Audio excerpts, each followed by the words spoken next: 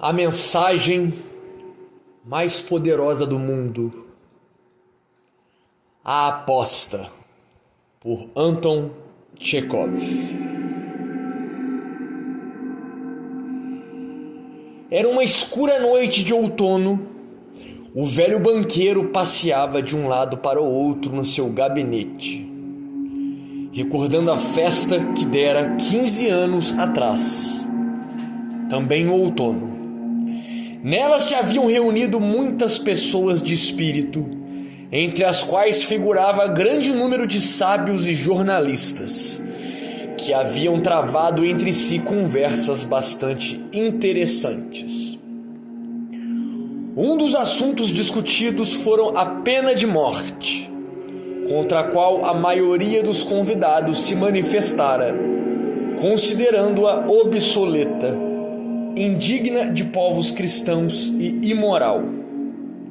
Segundo alguns, tal castigo devia ser substituído em todos os países pela prisão perpétua. Meus senhores, declara o banqueiro, não concordo com a vossa opinião. Nunca sofri nenhuma das duas penas. No entanto, se é lícito emitir um juízo a priori, considero a pena de morte mais moral e humana do que a prisão perpétua. A execução acaba com o condenado de uma vez só, ao passo que a cadeia o vai matando lentamente. Qual dos dois carrascos é mais humano? O que dá a morte em segundos ou aquele que arranca a vida pouco a pouco, gastando anos na sua tarefa? Ambas as coisas são igualmente imorais, observou um dos convidados, porque uma e outra têm o mesmo objetivo em vista: o aniquilamento da vida. O Estado não é Deus. Não lhe assiste o direito de destruir aquilo que não poderia devolver, se assim o desejasse. Achava-se entre eles um jovem estudante de direito, de cerca de 25 anos, o qual, ao ser-lhe pedida opinião, afirmara: a pena de morte e a prisão perpétua são igualmente imorais. Se, porém, me dessem a escolher, optaria sem dúvida pela segunda. Mais vale viver, seja em que circunstâncias for, do que não viver de forma alguma. Sucedera-se acalorada discussão. O banqueiro, então, ainda jovem e nervoso, perdera de súbito a calma, batera com o punho na mesa e, dirigindo-se ao estudante, exclamara: é falso! Aposto 2 milhões em como o senhor não aguentaria 5 anos encerrado num cárcere. Se fala sério, respondeu o jovem, aposto que sou capaz de aguentar uma pena de prisão, não de 5, mas de 15 anos. 15 anos? Pois seja, meus senhores, aposto 2 milhões. De acordo, o senhor afasta 2 milhões e eu a minha liberdade, replicou o estudante. E assim se fez a absurda e insensata aposta. O banqueiro, homem habituado a satisfazer todos os caprichos e inconstante, a esse tempo senhor de uma fortuna que ascendia a muitos milhões, mostrara-se deveras entusiasmado. Durante a ceia, dissera ao jovem estudante, em tom de gracejo: pense bem, antes que seja demasiado tarde. Para mim, 2 milhões constitui uma insignificância, enquanto o senhor se arrisca a perder 3 ou 4 dos melhores anos da sua vida. Digo 3 ou 4, pois sei que não aguentará mais tempo. Não se esqueça também, meu pobre amigo, de que a prisão voluntária é mais difícil de suportar que a forçada. A ideia de que pode, em qualquer momento, recuperar a liberdade, envenenar-lhe-á a vida no cárcere. Tenho pena de si. Agora, o banqueiro, recordando tudo aquilo enquanto passeava de um lado para o outro no seu gabinete, perguntava a si próprio: por que fiz essa aposta? Que utilidade pode advir do fato de este rapaz perder 15 anos da sua existência e eu atirar fora 2 milhões? Provará isso que a pena de morte é melhor ou pior que a prisão perpétua? Não e não. É uma tolice, uma insensatez. Pela minha parte, não passou do simples capricho de um homem a nadar na abundância, quanto a esse jovem moveu simplesmente a cupidez. Em seguida, recordou o que acontecera após a referida festa. Ficara então resolvido que o jovem devia conservar-se preso, sob a mais estreita vigilância, num pavilhão existente no jardim do banqueiro. Durante 15 anos, não lhe seria permitido transpor o limiar da porta do seu cárcere, ver quem quer que fosse, ouvir vozes humanas, receber cartas ou jornais.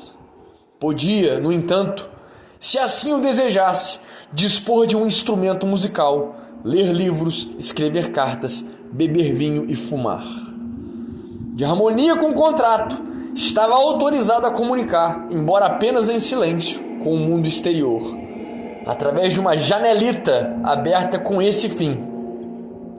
De tudo aquilo que necessitasse, livros, música, vinho, podia receber qualquer quantidade, atirando a requisição pela referida janela. No pacto não fora esquecido o mínimo pormenor suscetível de tornar a prisão absolutamente solitária, e o estudante teria de permanecer ali 15 anos completos, a contar do meio-dia de 14 de novembro de 1870, à igual hora do mesmo dia e mês de 1885. A simples tentativa por parte do preso para violar as condições impostas no documento, embora faltassem apenas só 2 minutos para expirar o prazo, desobrigava o banqueiro do pagamento dos 2 milhões. Durante o primeiro ano passado no cárcere, o estudante, a julgar pelas suas breves notas, sofreu horrivelmente com a solidão e o tédio. Dia e noite vinha no pavilhão o som do piano, recusava o vinho e o tabaco. O vinho, escrevia, excita o desejo, e o desejo constitui o principal inimigo de um prisioneiro. Além disso, não há coisa mais aborrecida do que beber vinho quando se está desacompanhado. O tabaco, dizia, viciava-lhe o ar do quarto.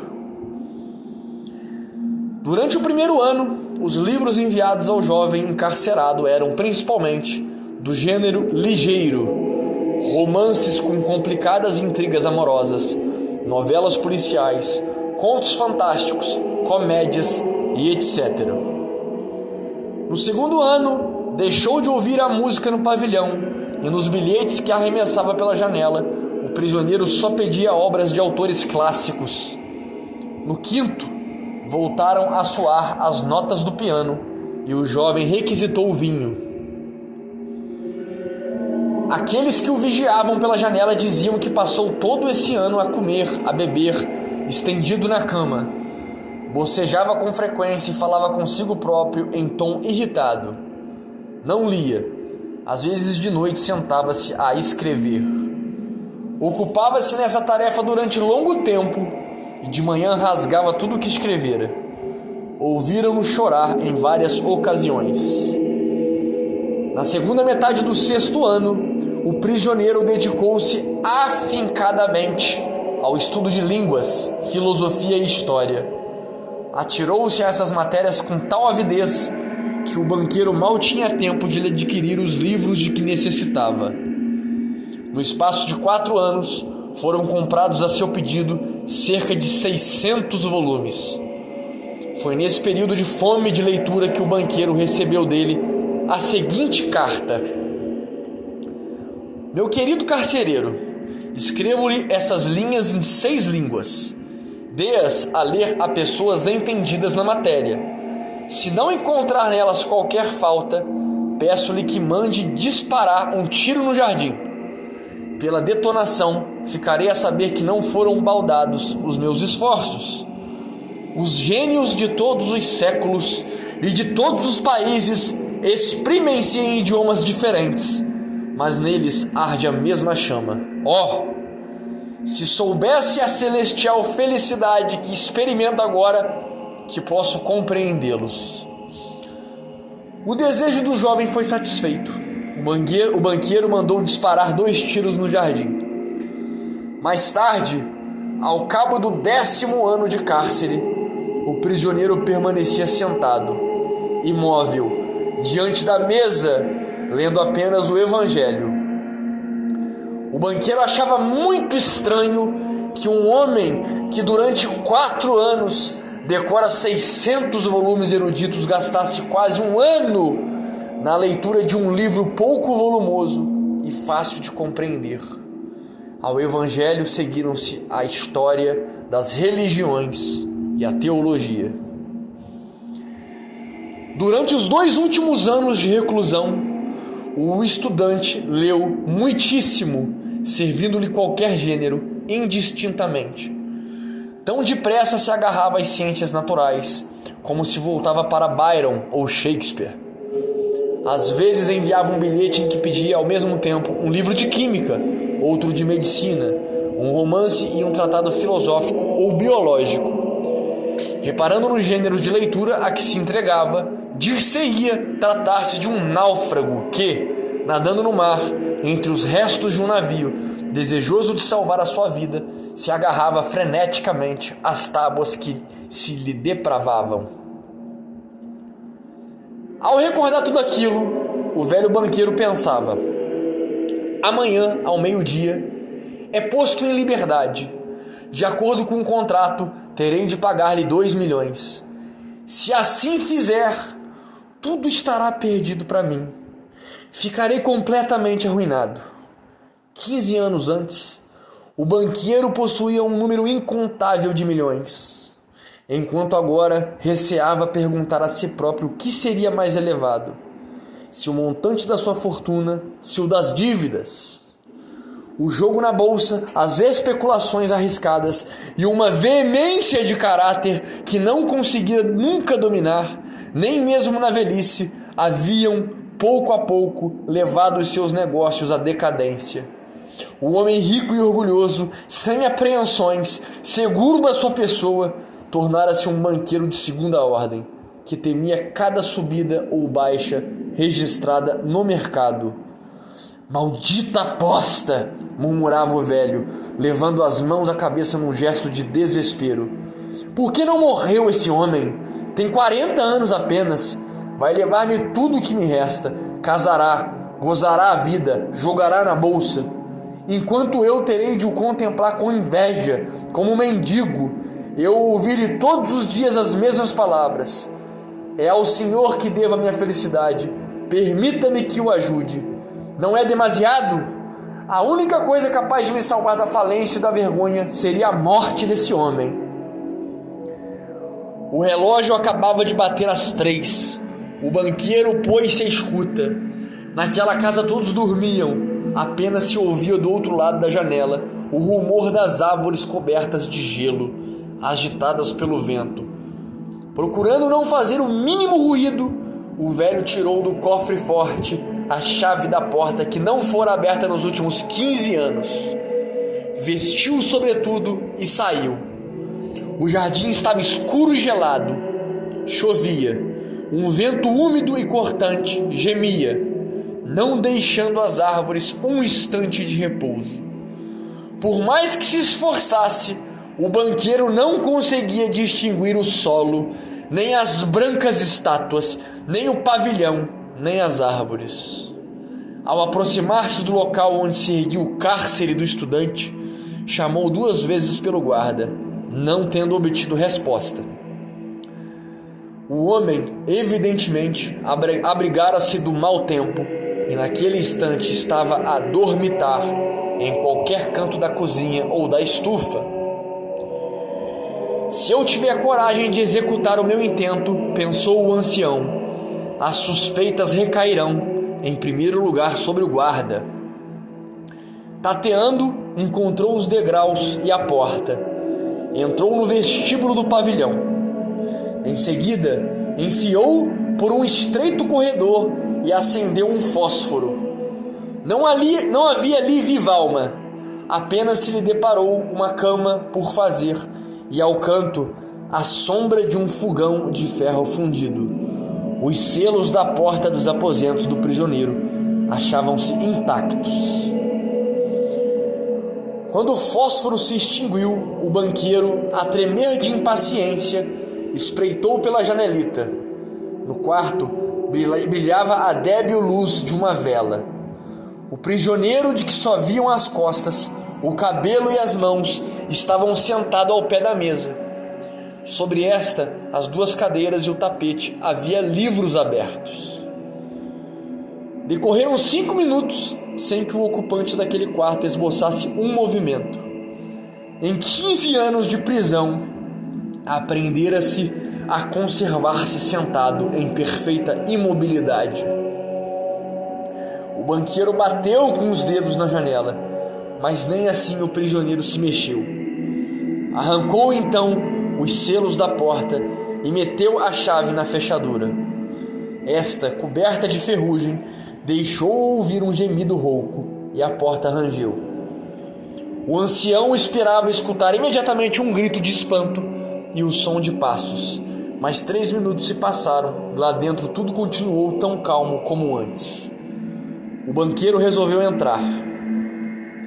Diante da mesa achava-se sentado um homem diferente dos vulgares seres humanos. Era um esqueleto recoberto de pelo, com um longo cabelo encaracolado, semelhante ao de uma mulher, e de barba desgrenhada. O rosto ostentava uma tonalidade amarela, com certo matiz terroso.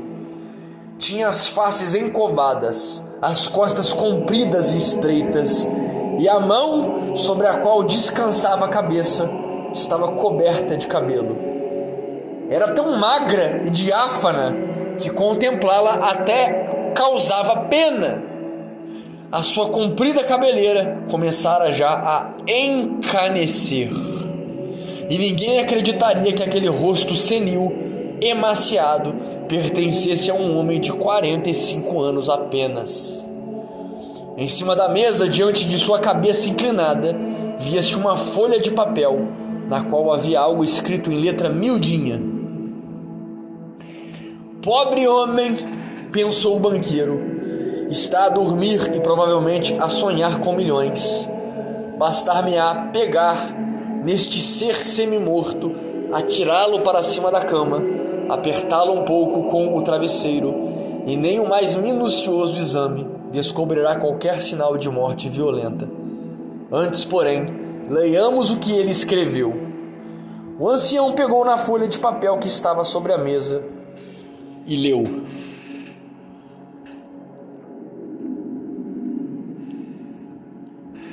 Amanhã, ao meio-dia em ponto, recuperarei a minha liberdade e o direito de conviver com as outras pessoas.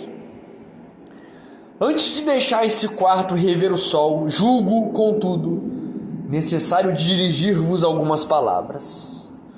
Com a minha consciência limpa perante Deus que me vê, afirmo o meu desprezo pela liberdade, a vida, a saúde e tudo quanto nos vossos livros se chama bens do mundo.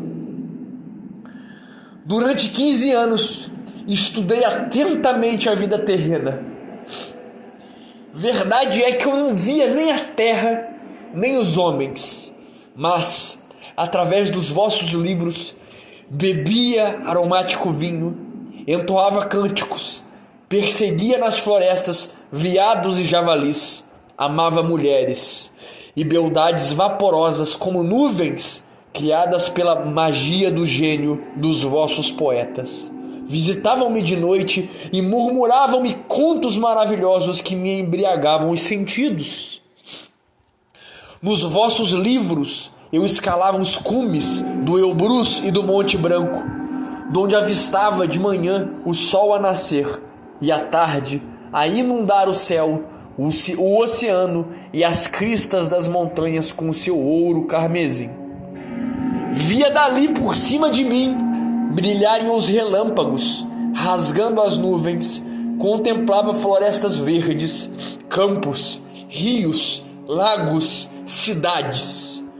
Ouvia o cântico das sereias e o toque das flautas pastoris, e sentia as asas de belos demônios que voavam na minha direção para me falarem de Deus.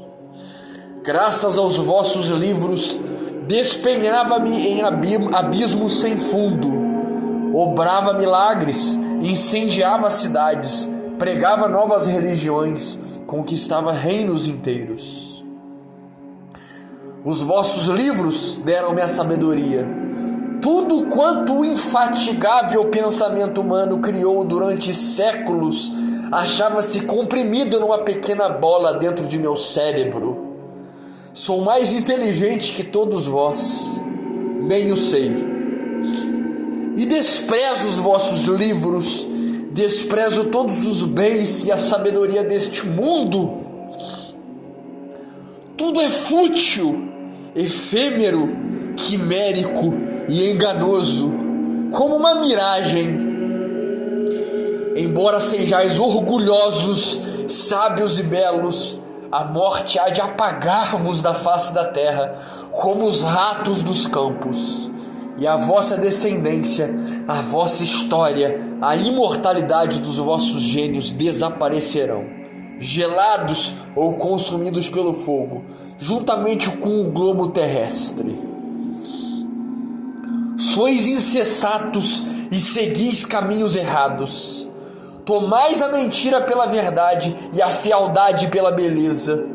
Espantar-vos-íeis se visseis de súbito as macieiras e as laranjeiras produzir rãs e lagartos em lugar de frutos, e se as rosas começassem a exalar cheiro a suor de cavalo. Pois igual espanto eu sinto ao verificar que trocais o céu pela terra. Não quero compreender-vos. Para vos demonstrar o meu desprezo por tudo aquilo que constitui a razão da vossa vida, recuso os 2 milhões com os quais sonhei em tempos como se fosse um paraíso, mas de que agora desdenho. Para me privar do direito à sua posse, sairei daqui a 5 horas antes do prazo estipulado, violando assim o contrato. Terminada a leitura, o banqueiro repôs a folha em cima da mesa, beijou a cabeça daquele estranho homem, desatou a chorar e saiu do pavilhão. Nunca, em qualquer outra ocasião, nem mesmo após as suas maiores perdas na bolsa,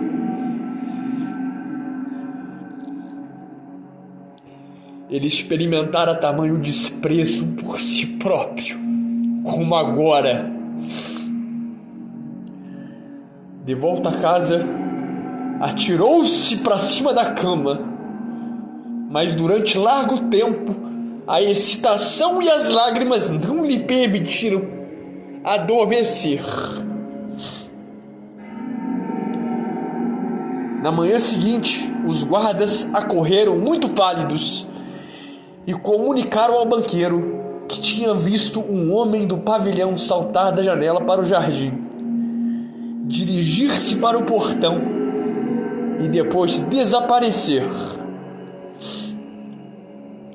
O velho, acompanhado pelos criados, encaminhou-se logo para o que fora o cárcere do estudante e verificou a sua fuga. A fim de evitar comentários inúteis, pegou a folha de papel que continha a renúncia do prisioneiro e, quando chegou a casa, fechou-a no cofre forte e calou-se para sempre. Reflitam, irmãos e irmãs, nessa poderosa mensagem as coisas que não importam, que não interessam, pois essa vida é repleta de vaidades e não há nada novo debaixo deste sol. Devemos voltar a Cristo e tatuar a eternidade em nossos olhos. Que a paz que excede todo o entendimento esteja convosco. Amém.